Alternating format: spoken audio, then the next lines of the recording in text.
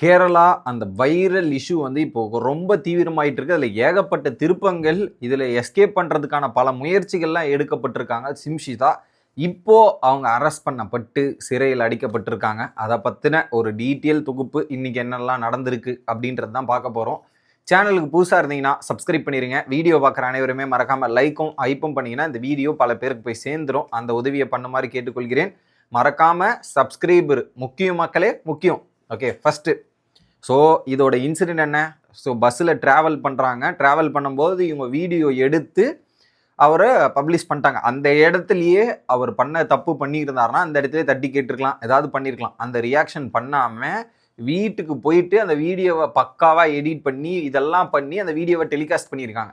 ஏன்டா இப்படி டெலிகாஸ்ட் பண்ணியிருக்காங்கன்னு பார்த்தா இப்போ ஒரு அதிர்ச்சி தகவல் என்னன்னா, அவங்க ஒரு யூடியூபரா, எப்படி அவங்க ஒரு யூடியூபர் நிறைய விஷயங்கள் பண்ற ஒரு ஆள் போல இருக்கு. அதுல அங்க தட்டி கேட்காம வீடியோ எடுத்து போட்டு அதன் மூலியமா ரீச் எடுக்கிறதுக்கு தானதான் இந்த வேலையை பார்த்துருக்காங்கன்றது இப்போ கிளியர் கட்டா வெளிப்படையா எல்லாருக்குமே தெரிஞ்சிருச்சு. ஓகே, இதுல என்ன ஆச்சு? அதை வீடியோ போட்டதால அவர் இறந்துட்டாரு. இறந்த ஒரு செய்தி அவங்களுக்கு தீவிரமா தெரிஞ்சிருக்கு. தெரிஞ்ச உடனே அவங்களுடைய அக்கௌண்ட் எல்லாத்தையுமே அப்படியே தூக்கி பிரைவேட்ல போட்டு அப்படியே சைலண்ட் ஆயிட்டு இருக்காங்க. கொஞ்சம் சைலண்டா, ஆல் அட்ரஸ் தெரியாம இருந்துருவோம் அப்படின்ற மாதிரி சைலண்ட் ஆயிருக்காங்க. அதுக்கப்புறம் இந்த ஒரு இஷ்யூவை கொஞ்சம் தீவிரமாக அவங்க ஃபேமிலி வந்து அட்ரஸ் பண்ண ஆரம்பிச்சு அது ஒரு போலீஸ் கேஸ் வரையும் போயிருக்கு. பட் போனாலுமே அங்கே ஒரு பிரச்சனையாக இருக்குது. என்னன்னா, ஆதாரம் கிடையாது. இவர் இதுக்கு தான் பண்ணாரு அப்படின்ற ஒரு ஆதாரம் எதுவுமே இல்லை. அப்படி ஏதாவது எழுதி வச்சிருந்தா போலீஸ்க்கு வந்து இன்னும் கொஞ்சம் ப்ரூஃப் ஆயிருக்கும் இல்லையா? அதில் கொஞ்சம் சிக்கல் ஏற்பட்டு ஒரு சந்தேகம் மட்டும் தான் ஏற்பட்டிருக்கு. பட் இன்னொரு பக்கம் இவர் தீபக்கோட ஃப்ரெண்ட்ஸ் எல்லாம் விசாரிக்கும் போது பார்த்தீங்கன்னா, அவர் அதில் மன உளைச்சலில் இருந்ததாகவும் பல விஷயங்கள் நினச்சி அவர் ஃபீல் பண்ணிட்டு இருந்ததாலும் அந்த அந்த ஒரு ட்ரெண்டிங் வீடியோவில் அவள் நிறைய ஃபீல் பண்ணதாகவும் சொன்னது அடிப்படையில் ஸோ தேட ஆரம்பிச்சிருக்காங்க. வழக்கும் பதிவு பண்ணப்பட்டிருக்கு. யாரு? தீபக்கோட ஃபேமிலி சொன்ன இதில் வழக்கு பதிவு பண்ணப்பட்டிருக்கு. அதில் கிட்டத்தட்ட ஐபிசி 108 அந்த நம்பரில் வழக்கு பதிவு போட்டிருக்காங்க. இதை போட்ட உடனே பார்த்தீங்கன்னா மேஜராக 10 ஆண்டுகள் சிறை தண்டனை, அதில் சர்டன் அமௌண்ட் 1 கோடி ரூபாய் அபராதம் அப்படின்றத நம்ம ஆல்ரெடி சொல்லியிருக்கோம். அதுவும் ஜாமீனில் வெளியே வர முடியாது. இந்த கேஸ் போட்ட உடனே அவங்க ஜாமீனில் வெளியே வர முடியாது அப்படின்ற மாதிரி வழக்கு பதிவு போட்டிருக்காங்க. இதை தெரிஞ்சுக்கிட்ட சிஞ்சிதா என்ன பண்ணியிருக்காங்க, அவங்க வீடு இருக்கு இல்லையா, அந்த வீட்டு பொசிஷனில் இந்த ஒரு வழக்கு பதிவாயிருச்சு. அடுத்து போலீஸ் நம்மளை தான் தேடி வரப்போகுது. அடுத்த கட்டம் என்ன பண்ணலாம்னா எஸ்கேப் ஆகலாம் அப்படின்ற மாதிரி பிளான் பண்ணியிருக்காங்க. ஸோ எஸ்கேப் ஆகலான்னு பிளான் பண்ணதோட ஃபோனை தூக்கி அங்கேயே வச்சுருக்காங்க. அவங்களோட வீட்டு ஏரியாலேயே அந்த ஃபோனை அங்கேயே விட்டுட்டு எஸ்கேப் ஆகியிருக்காங்க. எஸ்கேப் ஆகியிருக்குங்கன்னா வடகரியில் அவங்களுடைய ரிலேஷன் இருக்காங்களே அங்கே போய் தங்கியிருக்காங்க. ஸோ அந்த ரிலேஷன்ஷிப் வீட்டில் தங்கிட்டாங்க. ஸோ இந்த ஃபோனு அங்கே இருக்குது. அங்கே போலீஸ் போய் தேடும்போது அந்த ஃபோனு கிடைக்குது. அந்த ஃபோனை எடுத்து அது தடவியல் துறை, ஸோ அதை ரிசர்ச் பண்ணுறதுல இந்த ஃபோனில் ஏதாவது நடந்திருக்கா, எடிட்டிங்கா இல்லை ஒரிஜினல் ஃபுட்டேஜா, இதில் வேறு ஏதாவது வேலைகள்லாம் நடந்திருக்கான்ற மாதிரி இப்போ அந்த ஃபோனை தடவியல் துறைக்கிட்ட கொடுத்து அதை வந்து இப்போ ஆராய்ச்சி பண்ணிட்டு இருக்காங்க ஃபோனு தரப்புல இருந்து. இன்னொரு பக்கம் என்னன்னா, சிஞ்சிதா வந்து அடிக்கடி ஃபாரினுக்கு செல்வது உண்டு. ஃபாரின், பெங்களூர் இந்த மாதிரி அடிக்கடி போயிட்டு நிறைய வீடியோஸும் பிளாக்ஸும் பண்ணியிருக்காங்க போல இருக்கு. ஸோ அடுத்து இங்கிருந்து தலைமறைவானதுக்கு அப்புறம் ஒருவேளை பெங்களூருக்கு போயிருப்பாங்கன்ற ஒரு சந்தேகம் ஏற்பட்டு லாக் அவுட் நோட்டீஸ் என்னன்னா, இவங்க இந்தியா விட்டு தப்பிச்சு போகக்கூடாது, இந்தியா ஃபாரினுக்குலாம் எஸ்கேப் ஆயிடக்கூடாது. ஏன்னா அங்கே கேரளாவில் ஒரு வழக்கம் என்னன்னா, அடிக்கடி நிறைய பேர் துபாய் இந்த மாதிரி ஏரியாவுக்கு நிறைய பேர் அங்கேருந்து போவாங்க. அதனால இந்த நோட்டீஸை போட்டுட்டு அவங்கள சர்ச் பண்ணலாம் அப்படின்ற மாதிரி ஆர்டரை போட்டாச்சு. ஏன்னா இங்கிருந்து எஸ்கேப் ஆகக்கூடாது, ஸோ இங்கே வச்சே பிடிக்கணுன்ற மாதிரி ஒரு விஷயத்த சொல்றாங்க. அதுக்கப்புறம் ஒரு பாயிண்ட்ல போலீஸுக்கு தெரிய வந்திருக்குது இவங்க இந்த ஏரியால தான் இருக்காங்க அப்படின்றதுக்கு அப்புறம் போலீஸ் வந்து மம்டியில, ஏன்னா நம்ம கூட சொல்லியிருந்தோம் போன வீடியோல, என்ன போலீஸ் இது வந்து ஜீப்ல அட்ரஸ் பண்ணாம அவங்க கார்ல எல்லாம் எடுத்துட்டு போறாங்கன்னா மப்டியில வந்து தான் போலீஸ் அந்த இடத்துல அரெஸ்ட் பண்ணியிருக்காங்க. அரெஸ்ட் பண்ணி போகும்போதே அங்கே நிறைய கூட்டங்கள் இதெல்லாமே சேர்ந்துருக்குது. இவங்க இப்படி தான் வராங்கன்னு தெரிஞ்சதுக்கப்புறம் அவங்கள எடுத்துகிட்டு போயிட்டு அங்கே மெடிக்கல் செக்கப் இதெல்லாம் பண்ணி முடிச்சதுக்கப்புறம் இதெல்லாம் பண்ணி முடிச்சதுக்கப்புறம் அவங்கள வந்து விசாரணை நிறைய கேள்விகள் இதெல்லாம் பண்ண ஆரம்பிச்சிருக்காங்க. ஏன்னா இப்போ இந்த விசாரணை வந்து ஃபர்ஸ்ட் பஸ் இருக்கு இல்லையா, பஸ்ல இருந்து ஒரு சிசிடிவி கேமரா போலீஸ் விசாரிச்சிருக்காங்க. அந்த சிசிடிவி கேமராவில் பார்த்தோன்னா எந்த ஒரு விஷுவல்ஸுமே சண்டையோ ஏதாவது ஒரு சண்டை கிண்ட நடந்திருந்தா தெரியும்ல, அந்த எதுவுமே அந்த விஷுவல்ஸ்ல இல்லை. சிஞ்சிதா ஃபர்ஸ்ட் ஏறி இருக்காங்க, 1 நிமிடம் கழிச்சு இவர் ஏறி இருக்காரு, அது ஒன்று. அதை தாண்டி எங்க பஸ்ல இருந்த கண்டக்டரும் டிரைவரும் இவங்க கிட்ட எல்லாம் விசாரணை நடத்தியிருக்காங்க. அவங்க தரப்போட விசாரணை எல்லாமே ரெக்கார்ட் பண்ணப்பட்டு அதையும் பதிவு செஞ்சு வச்சிருக்காங்க. இப்போ அதுல பயணித்த சில நபர்கள் இருப்பாங்கல்ல, அவங்களெல்லாம் விசாரிக்கணுன்ற மாதிரி அந்த ஒரு முயற்சியுமே போலீசார் ஈடுபட்டு கொண்டிருக்கின்றனர் அப்படின்றதையும் நம்ம கேள்விப்படுறோம். இந்த சைடில் போலீசார் வந்து இவ்வளோ தீவிரமா நடந்துட்டு இருக்கு. இவ்வளோ விஷயங்கள் தீவிரமா நடந்துட்டு இருக்க டைம்ல ஏகப்பட்ட போராட்டங்கள் அங்கே வெடிக்குது.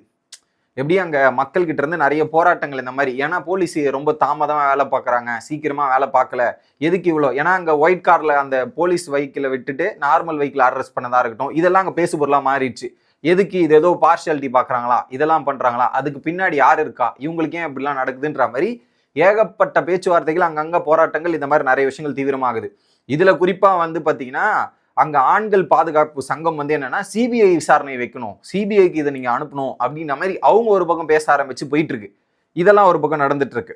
இப்ப என்ன பண்ணிட்டாங்க, எல்லா ஆதாரத்தையும் எடுத்துக்கிட்டு அங்க விசாரிச்சுட்டு என்ன பண்ணிருக்காங்க, மேஜிஸ்ட்ரேட்டுக்கு போயிருக்காங்க. ஓகே, அங்க குங்கமங்கலம் அப்படின்ற கோர்ட் மேஜிஸ்ட்ரேட்டுக்கு போயிருக்காங்க.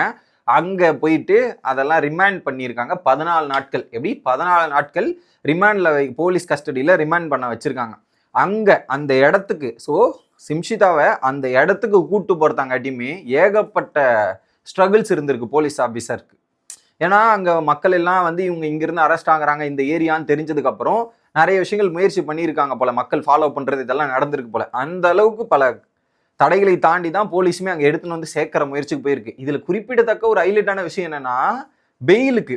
ஸோ அங்கிருந்து தலைமறைவான உடனே என்ன பண்ணியிருக்காங்க, சின்சிதா பெயிலுக்கு ட்ரை பண்ணியிருக்காங்க. எப்படியாவது பெயிலுக்கு அப்ளை பண்ணி கொஞ்சம் பெயில் வாங்கிடலான்ற மாதிரி அரெஸ்ட் பண்றதுக்கு முன்னாடியே பெயிலுக்கு ட்ரை பண்ணியிருக்காங்க. ஆனா அங்க நான் பெயிலபிள், ஸோ வெளியே வர முடியாத அங்க இதுதான் போட்டிருக்காங்க.